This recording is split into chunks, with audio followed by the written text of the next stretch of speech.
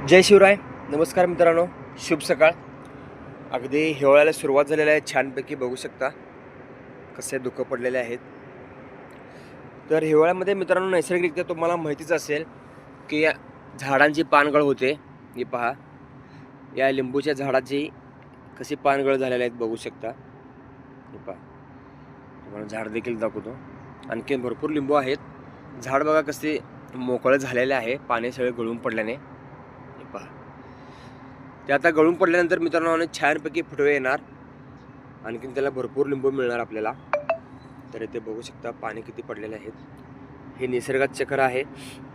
आणि जे पान गळून पडतात त्या मातीमध्ये घुसतात आणि त्याचे खत बनवून पांढऱ्या मुळ्यांना छान खत मिळते, ताजे निरोगी खत मिळते आणि त्यांची वाढ छान होते.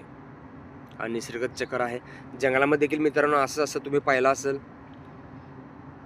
असे पाने गळून पडल्यानंतर उन्हाळ्यामध्ये त्याचा फायदा होतो. म्हणजे कसं की एक आच्छादन बनतं. आच्छादन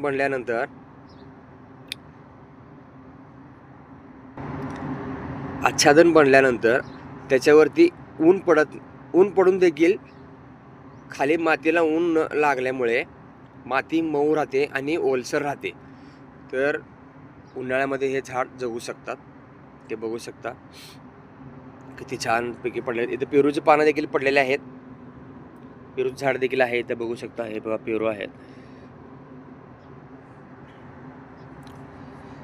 तर चला, असं छानपैकी माहिती तुम्हाला मिळण्यासाठी आपल्या चॅनलला लाईक आणि सबस्क्राईब करा.